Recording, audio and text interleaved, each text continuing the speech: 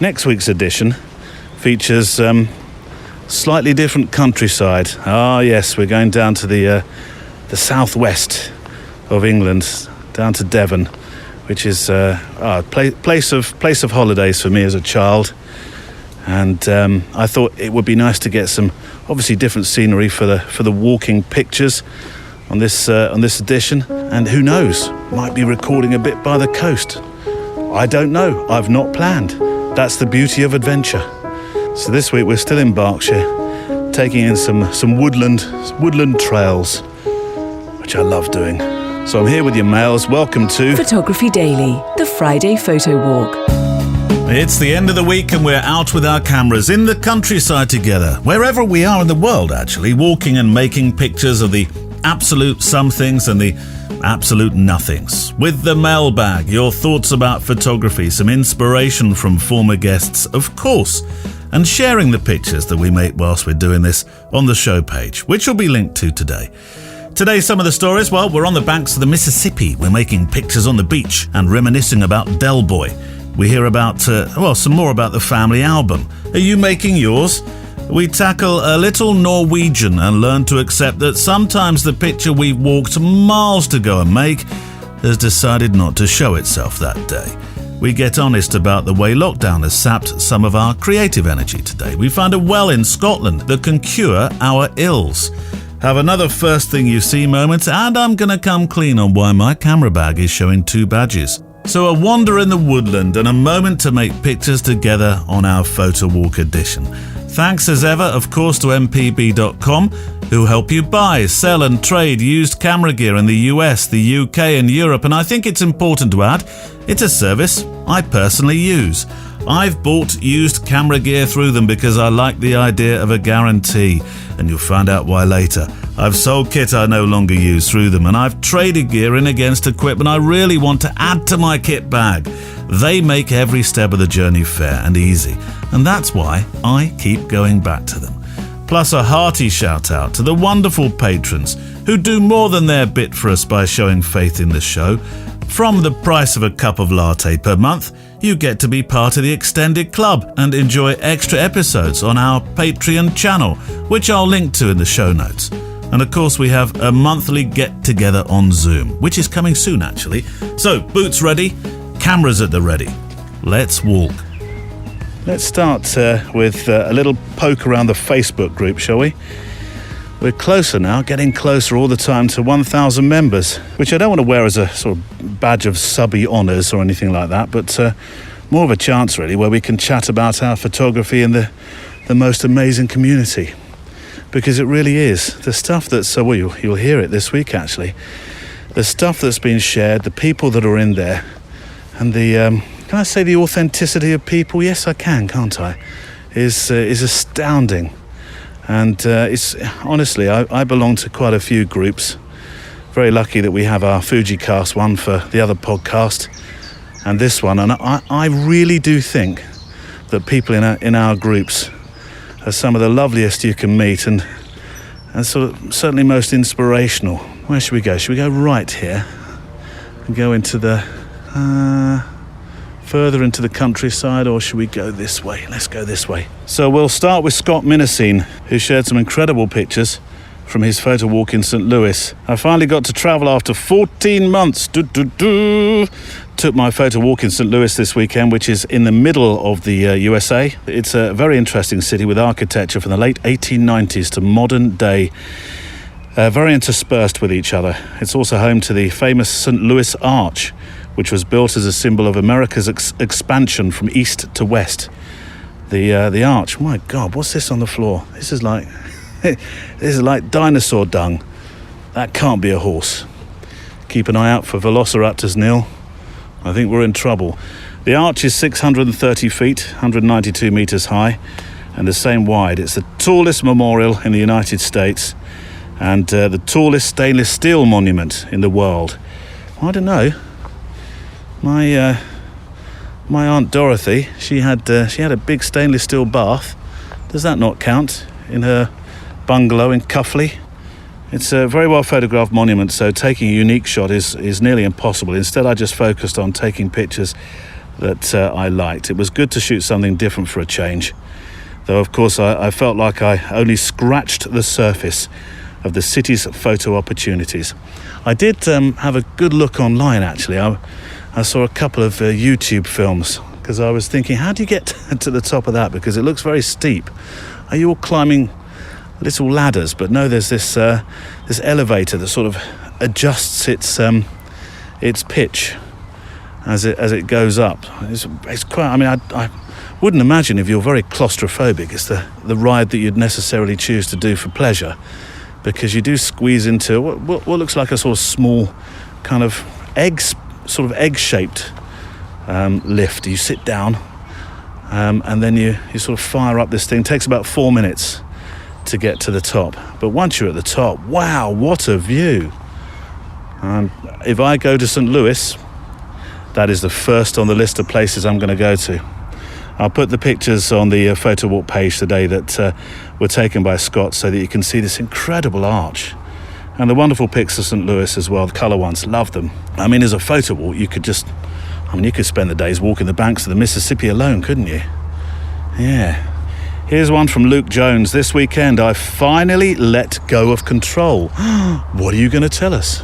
I've always seen the technical side of photography as a necessity. I have to shoot in manual.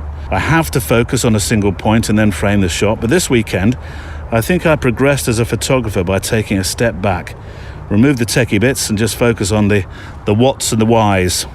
So I threw my camera into AV, switched the focusing to full auto with tracking, and just enjoyed the moments rather than worrying about what ISO I'm shooting at. And I enjoyed it so much more. I'm glad to hear it, Luke.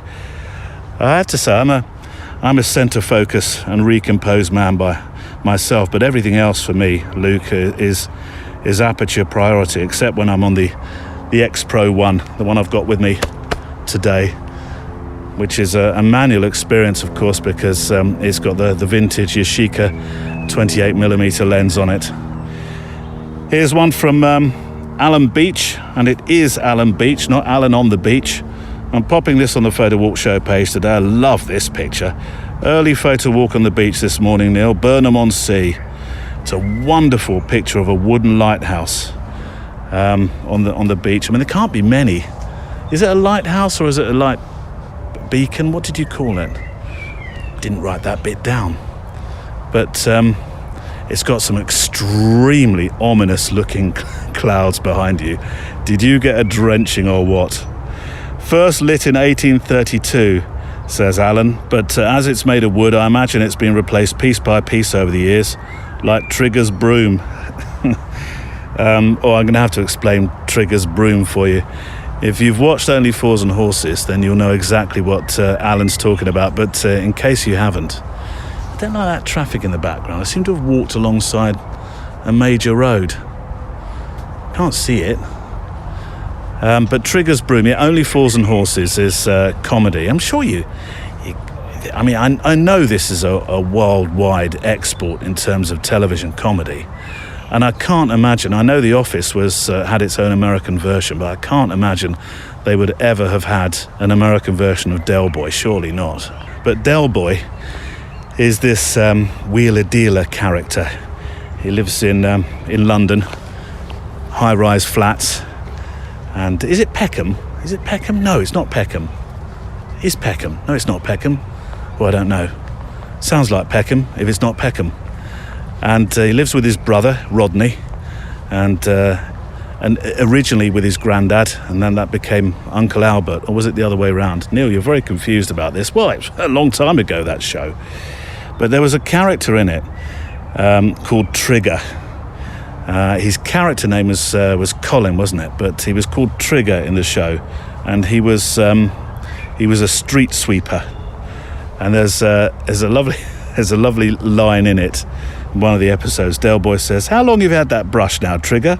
Trigger says, "He's not the sharpest tool in the box, Trigger, but he's beautifully droll." He says, 12 years, Del, but he's had 7 new handles and 10 new heads. It's a subtle humour of that kind of thing, isn't it? And then here's one from Adrian Muscat. The interview with the Minister for Reclaim Your Family album, Neil. Cara Mew, simply incredible, loved it. There we go, short and sweet. It was absolutely loved talking with Kara, and the feedback to that show has been glorious. It really has. Shall we play some Kara? Let's have some inspiration from Kara Mew, who talked about reclaiming your family album, getting back into making the pictures of the somethings and nothings that mean everything to the family. I know we've played a bit of Kara in the last couple of weeks on the show, but let's have some more. I did this house clearance, I bought this camera, I was absolutely not setting up a business. I remember I came home, said to my husband, I am not setting up a business. This is not going anywhere, this is just for me. And that would have been April 2017, and then I think 4 months later I did my first family shoot. Yeah, but your dad also played a part in your photographic upbringing, didn't he? Dad was very into his. I mean, I think you described it as the camera was practically attached to his hip. Yeah, always. Yeah, my dad was a massive part of my inspiration on shooting the way that I do, because he always had a camera with him and always took photographs of us growing up. And we've got massives of albums at my mum and dad's house, and we still love looking at them now, all these time later. So it's just proof that taking the pictures, it's never boring and it never dates, and you never get fed up of looking through them and flicking through the photographs that people make. The wonderful Kara Mew, and really, because I do spend some time on the south coast, I'm really looking forward to meeting up with Kara, because she lives in a part of the world that I visit reasonably regularly. Here's a quick DM from Jace Morehouse. Missed you on Monday, Neil, but understand you needing to earn money again. Let's hope we stay out of lockdown for a while now. Really hoping that Patreon picks up so that we can have you on full time. Just become a member. A roll of film per month for the idea of building this community, as you say. That gets my vote. An idea to consider for the future, though. How about some bits from your Photowalk as a video, just for the Patreon channel, now that I've joined? Just a thought, as you were, Jace. Oh, Jace. I have thought about this, yes, and I'm still thinking. I think some continuity is now important for a while, because we have changed a little bit of late. I mean, the world has been changing. That's why I've had to change with it. But the Wednesdays and Fridays are now I suppose, if you like, the main free-to-air editions. Wednesday, the interviews. Did you hear the one with Sean on Wednesday? Oh, I know it wasn't.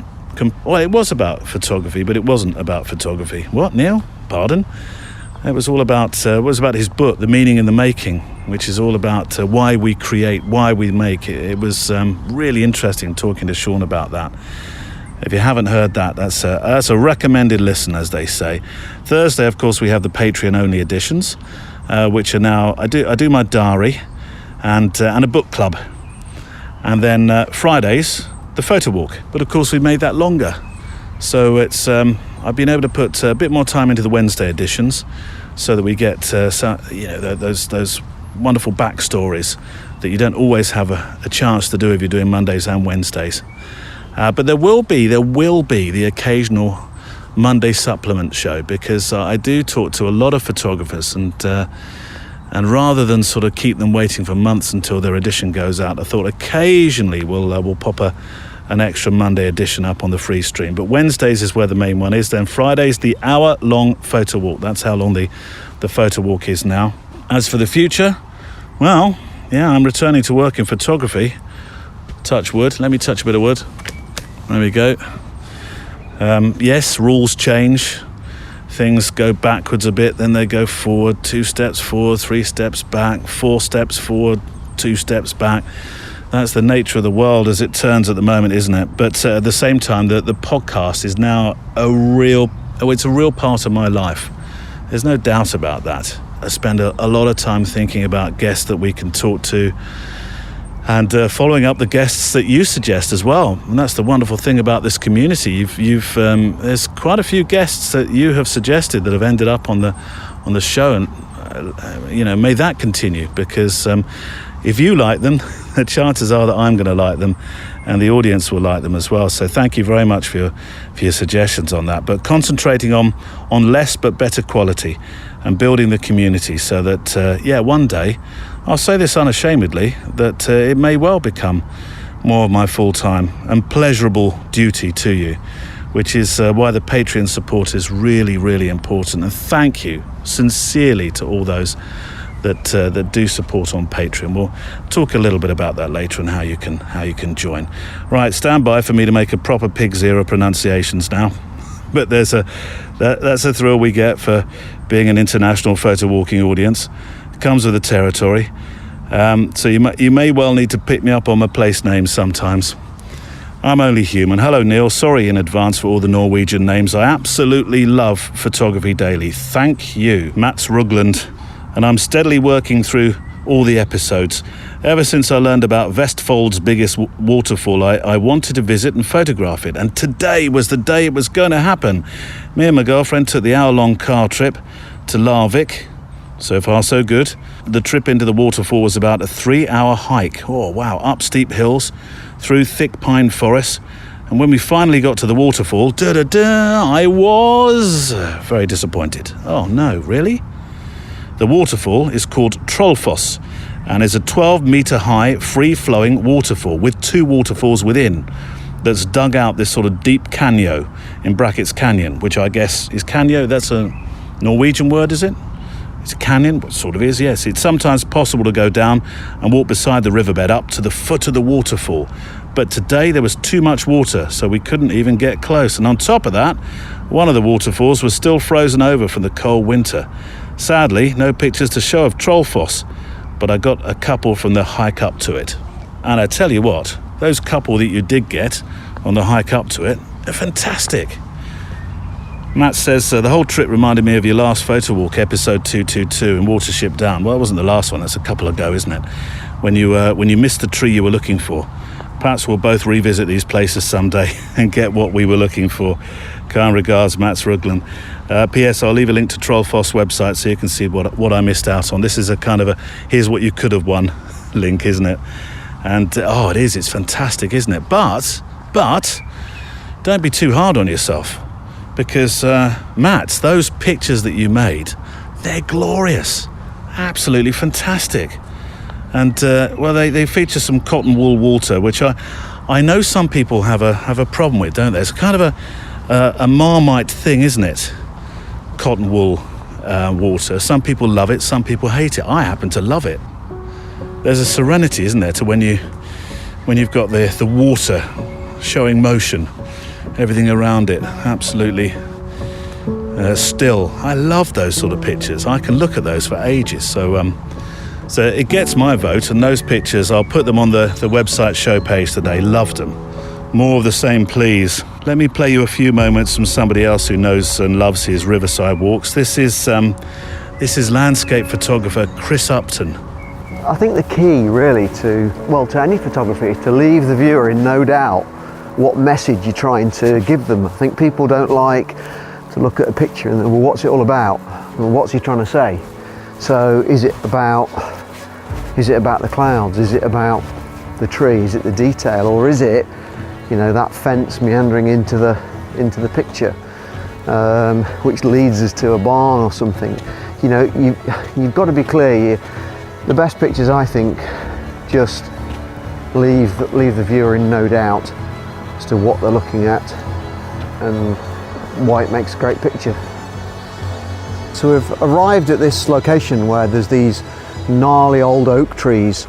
The lighting on them is beautiful, very soft, and with the moisture in the atmosphere, the green, the moss is really looking very, very good indeed. So what I'm trying to do here in this sort of Harry Potter type landscape is to create something out of what looks like a pretty chaotic scene. So I'll probably be using the stones to try and lead us into the subject, and then just have some of the oak trees in the background.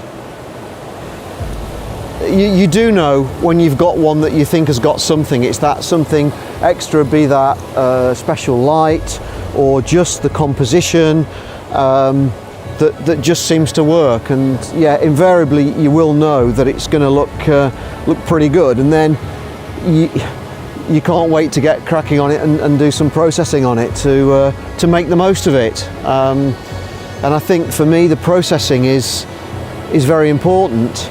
I think you should be truthful to the scene, but there are enhancements that you can make to bring out what you saw and what you felt. I work in Lightroom. It's the basic enhancements of contrast and levels and exposure, as well as one or two bits of local adjustment as well through adjustment brushes, but it's certainly not things like replacing skies or anything like that. It's fairly basic stuff, really. The amazing Chris Upton. I think I've told you this story before, haven't I? But I went to shoot just in case you didn't hear it, I went to shoot a publicity film actually for a Fujifilm camera, and we went to make some photographs in the Peak District in England. Marvellous, glorious part of the country. I tell you what, I could spend probably a couple of days there, do 8 photo walks if my legs would carry me across all the peaks. Isn't it 7 peaks? Are there 7 peaks? Oh, I don't know. But yeah, Chris is an early bird for sure. We wanted to get out early to photograph the sunrise. He said, "Neil, it's going to be a fantastic sunrise." So we got up special early, and we climbed this peak. I lugged my gear up there. Chris sort of went yomping off, and when we got to the top, the clouds refused to budge. But it was a lovely view when it happened, although sunrise had gone by then. I'm actually it was like spending time with Chris is like a meditation in itself, and he's so knowledgeable about the landscapes in which he shoots. Oh, it's marvellous, really is. I'm photographing his son's wedding next year. I'll tell you what though, I'm leaving him to the Vista shots. Here's a very private message in many ways from Alex Frederickson, who is a real close friend of the show, and as are you, of course, in your own way, because you're part of this community and you listen. But this one came as a message where we talk back and forth a little bit. I suspect there are some people that may well be feeling this though. "Neil," says Alex, "I'm going to share something with you, something you and maybe others might be able to relate to. So if you want to mention it on the Photowalk, please feel free to do so." 2020 was a difficult year in so many ways. And for those of us who are self-employed and receive no government help, it was particularly hard. Now, I should just fill in the gaps here and say that Alex lives in Austria. So, of course, different countries had different ways of supporting. On the whole, though, those in the arts weren't particularly well supported worldwide. And in some places, of course, not at all. "I made it through by the skin of my teeth," says Alex, "and now that things are opening up, some might think life would be much easier.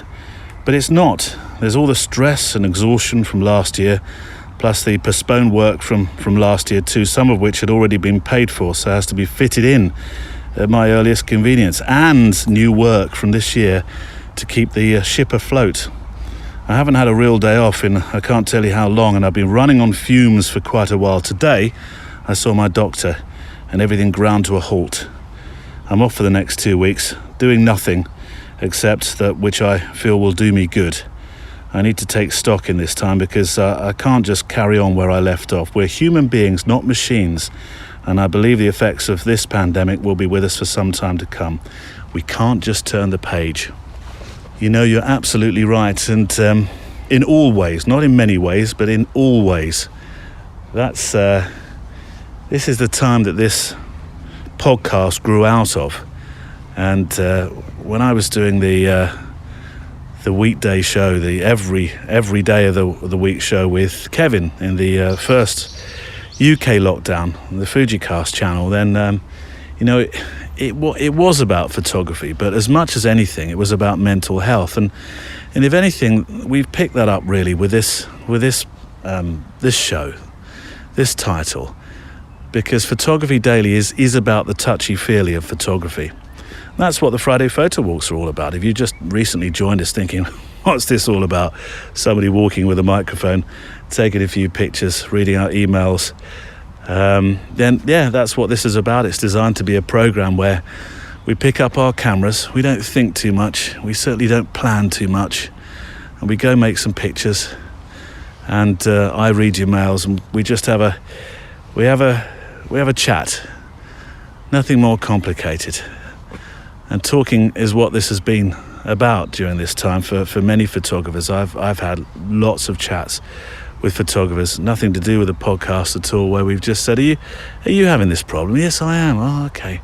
I thought it was just me. That's very, very important. I used to actually take some pleasure in people saying, Neil, you're like a machine. Because in my formative years of running a social photography business with the weddings and the portraits, and we had a school division as well, and we did do a bit of commercial, not a whole heap, but we did do a bit of commercial. That I had friends of mine that used to say, you're like a machine, and I used to take some sort of real joy in that. But I'll level with you that I've been feeling like Alex myself of late, and I think some of it, to be fair, is cabin fever. I mean, I love my studio. I love that studio space. There's a doormat as you go in, and it's called the Sanctuary for a very good reason. But so that familiarity with my workspace is very special. But if my chair starts to show signs of a foam that has my backside imprint so firmly in it that it sort of no longer returns to the unsat on look, then that's bad news, and that's a sort of message to say you are spending far too much time here. And I think cabin fever, the four walls that we've been sitting in have played their part with mental health there. And I think the other thing you allude to here is feeling like you weren't doing anything or being of service. And maybe I'm reading incorrectly there, Alex, through the lines. I'm sorry if I am, but I know that there's a lot of people that have felt like this. It was sort of it wasn't made easier in the UK when one of our politicians, I mean, he didn't say it in as many words, but he certainly used the word viable, and made a lot of people that work in all sorts of industries, not just the creative art, photography or whatever, but we felt unviable. And there's, it's all very well saying go and train and do something else. I mean, I remember the training website threw up the suggestion of me becoming a photographer. I thought, well, there's, where is the joined up thinking here?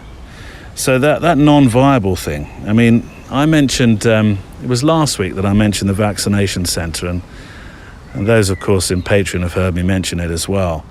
But it was the first time in a long time that I felt I was actually being of some kind of service, and that's crazy because I think the podcast has been of service, or maybe it's about being in service, because I feel that's what this podcast is about.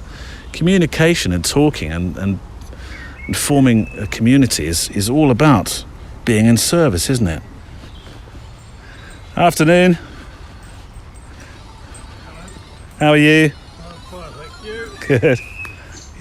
That was interesting. He sounded like he was playing Candy Crush. He was taking a phone call. Where were we? But service. Yeah, service.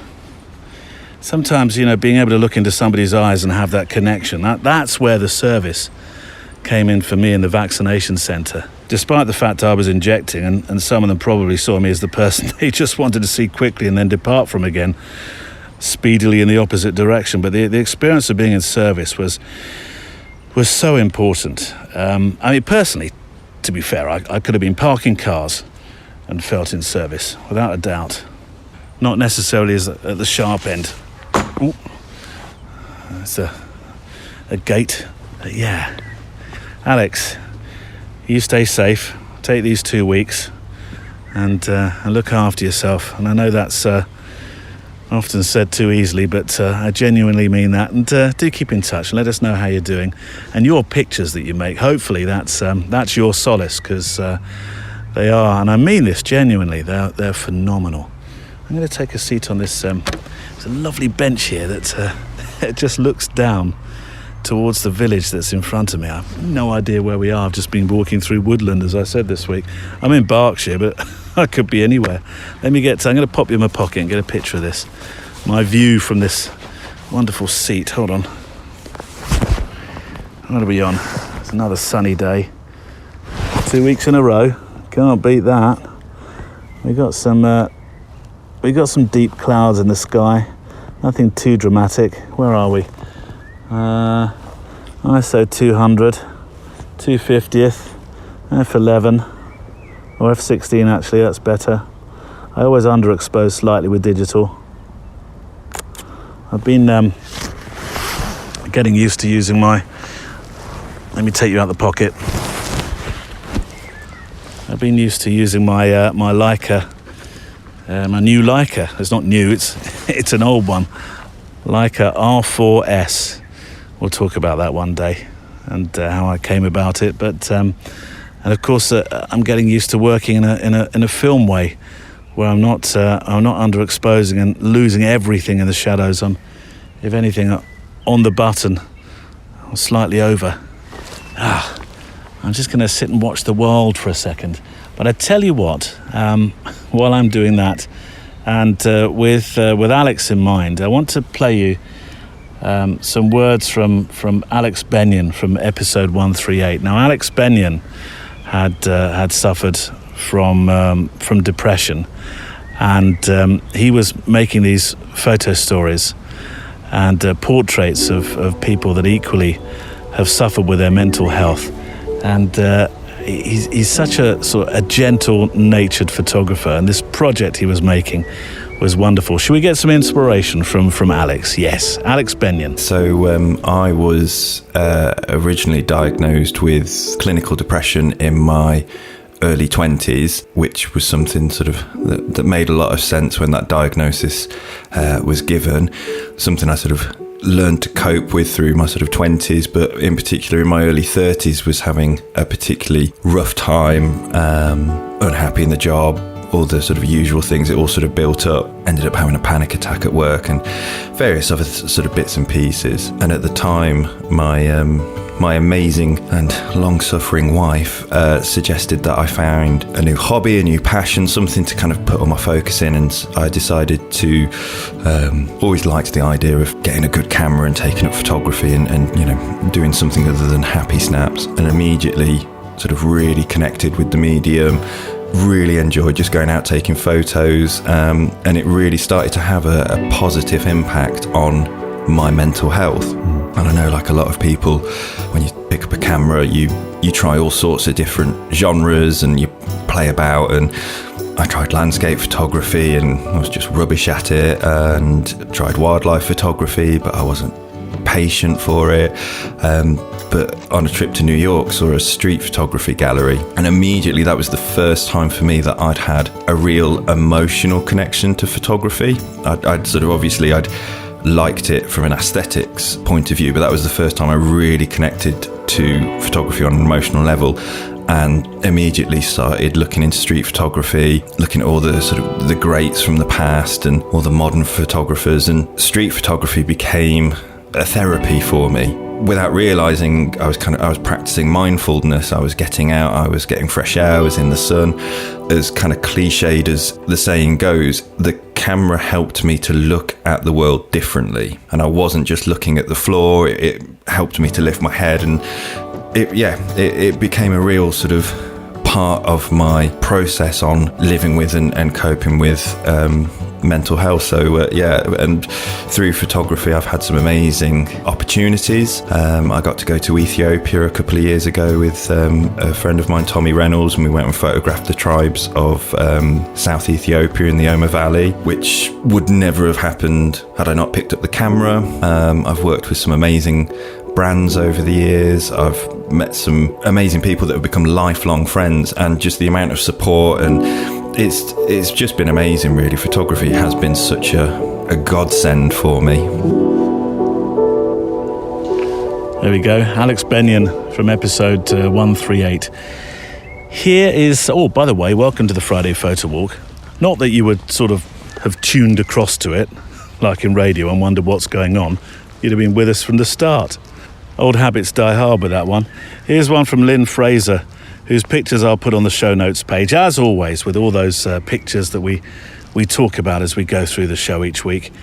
Usually Lynn's pictures are these sort of massive, wonderful, Scottish, beautiful scenes of coasts and mountains and valleys, and well, you can imagine it. And it brings a sort of positive level of deep envy that she can live in such a wonderful place. If you'll allow envy and positivity together, that's not too much of an oxymoron, is it? But today, she's gone all earthy and local. Still magical, Lynn, as you're about to find out. I put a selection of my favourites on the show page from this story.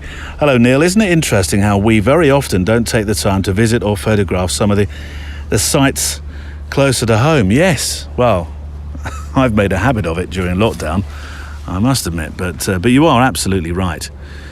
I'm as guilty as the next, says Lynn. A few days ago, I drove a little way down the road to a local attraction for a photo walk. Not really sure it actually qualifies as a walk. It was more of a shuffle. I wanted to share some of my images with you. Welcome to the Clooty Well at Munlochy. That sounds properly Scottish, that, doesn't it? Of course it does. Here on the Black Isle to the north of Inverness.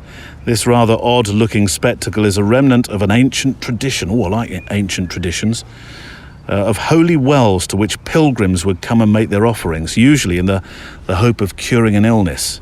It's a tradition that predates Christianity. These pictures are marvellous, by the way. They really show this well. Our Bronze Age ancestors liked to make votive offerings in watery places. I suppose that's gone on, really, isn't it? I mean, we get to a water well or a stream or something and we throw money in, don't we? With the arrival of Christianity, the practice was simply adapted, and over time wells became associated with local churches, and the holy well Munlochy is said to date back to at least the time of St Boniface, who worked as a missionary in Scotland about AD 620. Pilgrims would come, they'd perform a ceremony there that involves circling the well sunwise 3 times before splashing some of its water on the ground and saying a prayer. They'd then tie a piece of cloth or clute that had been in contact with the ill person to a tree. As the clute rotted away, so the illness would also leave the sick person. All well and good when clothes, etc. were made from natural materials. These days, all manner of apparel is tied to the trees. I dare say, I didn't see one actually in your pictures, unless I didn't look close enough. I'll go have another inspection. I didn't see somebody had tied a mask to one of the trees. I do hope not. But because they're made from synthetic materials, they don't rot. So it kind of defeats the purpose of the tradition, really. Presumably, nobody ever recovers from their ills. It's a strange place to visit. Many people find it very spooky. It does have its own atmosphere. Each item has a story to tell if you just stand and listen. There are strands of sadness interwoven with threads of hope, which come together to form a whispering river that flows around and through the trees. I find it fascinating, and I hope my images give you a sense of the atmosphere. They certainly do. Thank you very much for them. And you need to go visit the show page today to see this for sure. Regards, Lynn. But she's right, you know, you don't have to make a pilgrimage to make great photos. That's the story here. Though, having said that, I'm going to play you a few moments of inspiration from episode 202, Making Your Photo Book Pilgrimage, where Ayaz Ali and Angelica Schneider appeared to talk about their 2 pilgrimages to different parts of the world. Here, I'm going to play you Ayaz. I think I played Angelica last time. Here's Ayaz talking about his photo story made before lockdown on the road to Karbala in Iraq, with millions of others making the journey. This is Ayaz Ali. Because I was going on this walk, it's a 3-day walk, and having the luxury of being with a group, so I did that in 2017, where I took my camera bag, even though then I had like a couple of camera bodies, but I still used one camera body. But the following years I did, and I just took one camera and one lens, particularly because you're packing light. Now, if you take a camera bag, your full camera bag, Yes. and you need to carry that for, 80 kilometers or so, that's not fun. And so I was like, okay, what do I do? Like, how much confidence do I have in myself to ensure what I need would work? And I remember I was like, okay, so I have the camera body that I always work with now is the D850, and I was like, okay, so that's just one camera body I'm going to take, and my cards. And then when it came to the lenses, I was like, okay, well, I have a 50, I have a 24-120, and I had actually just bought 24-70, and I said, okay, I'm going to just take 24-70 because that's the most versatile lens. It's a bit heavy, but it will do. It will work quite nicely. Now, the one thing I kind of ensured to myself was this, that looking after the gear was like, I wanted to make sure I knew it will go through wear and tear and everything. I mean, if I tell you, like, when I came back from Iraq in 2018, I went to fixation and I gave my camera in just to get it clean, and the guy just picked it up and looked at it as if like, where did you go? Because it had the amount of dust on it. Because it's keep in mind, you're walking on a highway road, which is surrounded by the stand all around. So it was funny, like, the guy was like, okay, where did you go? Just like, but it was something I had actually learned over time, that if you're comfortable with a lens and a body, then you will find the creativity to do things.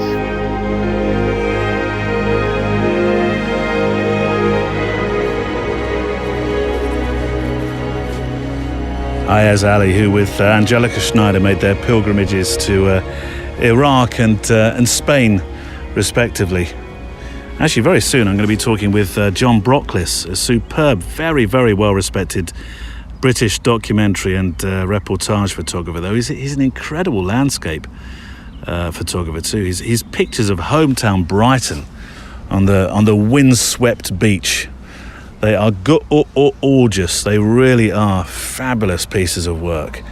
So yeah, talking to him soon. He also walked the Camino, actually, which is the Camino is in Spain, and that's where Angelica went. So I dare say we'll have a chinwag about that. Right, I promised an hour, so I'm hoping my timings and guesstimations of males work out. If they don't, by the way, I shall C- myself this week and try harder with a bit more knowledge next week, which will be a walk in the Devon countryside. I'll be serving clotted cream on my Garibaldi's, which will be a delicacy. That's not a euphemism, by the way. A delicacy that they neither have nor probably really want in Devon. Here's one from Adam B. I wasn't sure whether to send this question to Photography Daily or the Fujicast. If you're new to this podcast, maybe you haven't come across in the Fujicast, but that's the other show that I present. Although from time to time, when I take a few weeks off, Kev's going to be doing the show as a solo project. I've done it myself in the past, actually, as a solo for a couple of editions during lockdown, to sort of look after each other that way. But if you haven't come across in that edition, the Fujicast is the show I present with my good buddy Kev Mullins, which, as the title suggests, is not exclusively about, certainly not always, but we do tend to touch on Kev really touches on the technical side of Fuji, and I do the more touchy-feely stuff, or tell Kev off, one of the two. Anyway, Adam says, I love both the shows. I'd really appreciate your thoughts on technology. A little while back, a friend came to see me, all excited to show me the portrait mode on his latest phone. When I looked at the images, my heart, I've got to say, sank. I was looking at creamy backgrounds, great exposure, wonderful colour, depth of field that looked like it was taken with a fast portrait lens. He then went on to tell me that I should sell my cameras and get the latest blah blah phone. Do you ever worry about advancing technology in phones and cameras, de-skilling photographers and making great photos almost too easy to get technically right? For example, my personal dread is the growing use of video in cameras. How long will it be before people are grabbing stills from 8K video, or when we eventually get the AI version of auto composition mode? Alternatively, should I stop bemoaning the march of technology because it's inevitably going to happen? Thank you from a cranky photographer. P.S. You stated you wanted an actual letter. Where should we send them? I'll send you my address. It's nice to get one. Handwrite it then, please. Take good care, Neil, from Adam. What do I say to this? Because I don't see it quite the same way. I'm not so cranky about this. For fear of boring you, I'm going to go back to the vaccination thing for a second, because actually, you don't need a human being to administer a vaccination. Now, I know there's all sorts of ethics and morals and stuff about medicine that I'm probably overstepping the mark with here, but if you think about it, no, you don't necessarily need somebody to put that needle in, do you? The right amount can be drawn and then administered carefully, properly, without any human intervention at all. But I tell you what you don't get. You don't get somebody showing empathy and sympathy if somebody's particularly needle phobic. And I found that actually on my very first shift. I got quite a few people that were very needle phobic. And we had a couple of conversations. And in one of the conversations, I took my time at my station longer with this particular person. And we talked about her favourite thing in the world, which happens to be mine as well, chocolate. And it was through that conversation, that time that we took, and the human touch, the humanity of the moment, that made her feel a lot better. And if you take that now forward to photography, it's absolutely the same. Yes, you could stand there with a wonderful blah blah phone, as you say, and with some sort of auto composition mode, make the most glorious, amazing pictures. But would they be? Would they have that? Would they have that human touch where you've noticed something unfolding before you? My favourite photograph certainly from my wedding collections across the years that I've been making pictures at those incredible events. There's one particular picture, and we focused on this, if you forgive the pun, during a recent Zoom Patreon meet, and I talked about this particular picture and the moment that it was captured and how I felt, what I saw, and what they felt. And, it's not just a case of poking the camera in the right place. It's actually knowing the right moment to make that picture. And, AI, maybe I'm a cranky old devil as well, thinking, no, you can't replace us with anything. Maybe I am. But I genuinely believe that you can't just replace humanity. One day, a long way away perhaps, but I don't think so. It's still the eye, it's the intention above the camera. It really is. But there was another question here, and I seem to have skirted around it. Adam, I didn't mean to, it wasn't on purpose. But Adam said, I'd be keen to hear your thoughts too. You seem to be enjoying the Canon. Could that start to have a place in your wedding kit? Be great to hear your musings on this. I'm currently getting some images together to send in from my own photo walks. Well, you make sure you do, Adam. There we go. That's our deal. I'll answer this question ahead of time. And you promise me now that you'll send some of your photo walk pictures in. Deal, Neil. Okay, fantastic. Well, yes, I have a split camera bag at the moment. I do have a bag with a bunch of Fujifilm lenses, my favourite focal length lenses, a few zooms in there, and I use my XH1s, which are above the XTs actually, definitely for filming, have been my favourite Fuji cameras. I know it's not everybody's, but they are mine, the XH1s, and I look forward to the XH2s, I really do. And of course the rumours have already started, haven't they? For filming, absolutely love them. The file handling, the size of files, the 4K codec, I can't fault it. And so whenever I film, that's what you find I film with. But for my future wedding work, yep, I have returned to my Canon 5D. Well, I've got a Canon 5D4 and a Canon 5D3, both purchased through mpb.com, I might add. Very, very happy with them.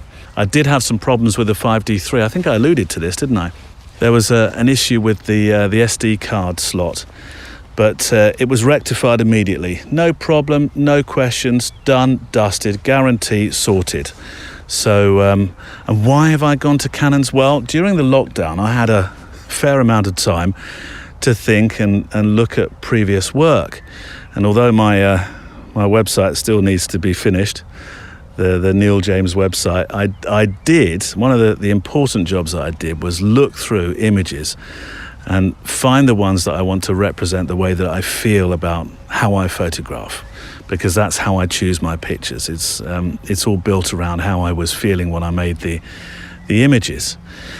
And I've been photographing with Fujifilm cameras for a number of years for weddings exclusively.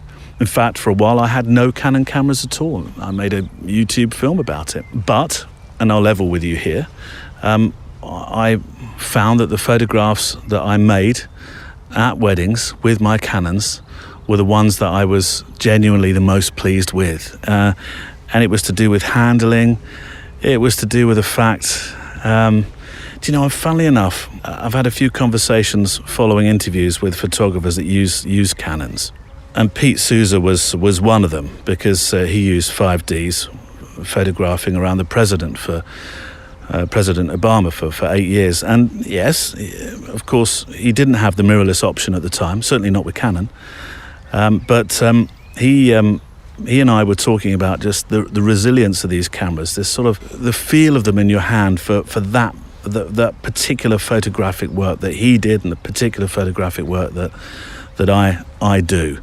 And the I do's, as it turns out, seem to come much easier when I'm using my Canon 5Ds, and that's why I've decided to use those. So I have a split camera bag. So looking forward to getting the Fujifilm X100V because I missed my F over the last couple of months, and so the V is going to be climbing its way into my bag very, very soon. But I'm happy with that decision, and it's different for Kev because, of course, he's an ambassador within the Fuji car show. I'm not. I do some work for Fujifilm. Whenever I do, of course, I use my Fujifilm cameras. But on the whole, I'm in an independent situation. I can pick and choose as I please. There we go. Thoughts, Adam, on both those, and I didn't shy from the camera question. You get the truth here.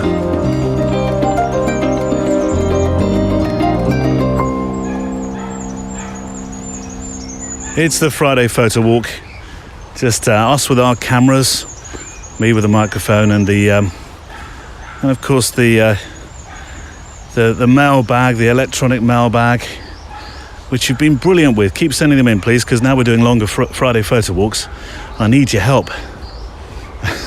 I definitely need your pictures. Oh, hang on. I managed to find myself along a path here with nettles sticking ominously very close to us. There we go, that's better, got through. Yeah, so send your pictures to studio@photographydaily.show, studio@photographydaily.show. 2,000 pixels on the wide side, please. They can be colour, black and white, any orientation you like. Portrait, landscape, square, just what you see. Should we do a first thing that you see moment? Yeah. Let's do a first thing that you see moment. We started doing this a couple of weeks ago, and the idea of it is that you stop whatever you're doing, wherever you are, and get a picture, the first thing that's in front of you. So I'm going to walk for a second. Try not to look too intently, otherwise I'm going to be finding a story and not just stopping. I'm looking down at the floor, I promise. Right, stop. I'm going to put you in my pocket. Here we go. Now mine is going to be just greenery. In fact, since I'm talking about them, there's loads here again. So it's a bit dark here. So ISO 250 and it's ISO 200. 1/2 of a second. F 2.8. First thing that I can see is loads of stinging nettles. Ugh. Take you out my pocket. So if you haven't done it, I want you to go through the same process. Right, stop wherever you are. Promise me you're going to do this with integrity.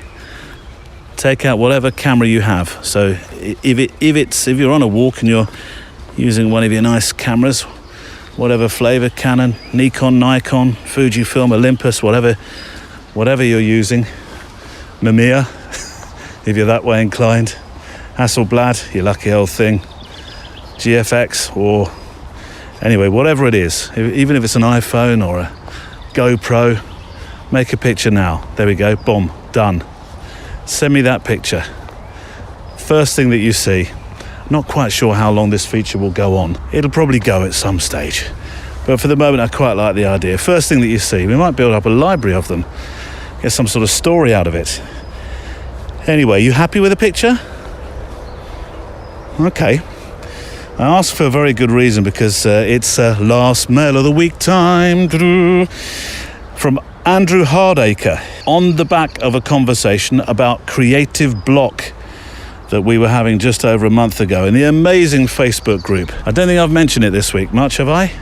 Yes, you have, Neil. Oh, okay. If you haven't joined it yet, then do so. I'll leave a link on the show page today.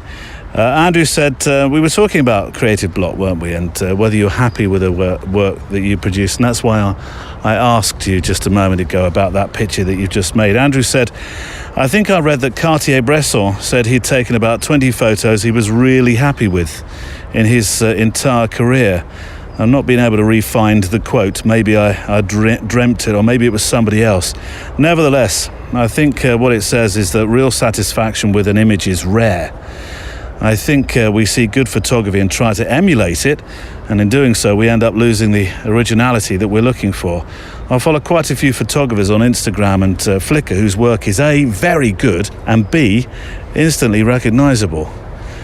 But their work seldom strays from a common look, and over time I find the awe dies away and I end up thinking, nice, but has anything really changed?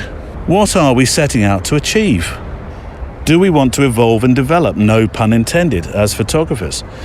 If we do, I think that longish periods of poor productivity are inevitable until we find something that rekindles the spark again.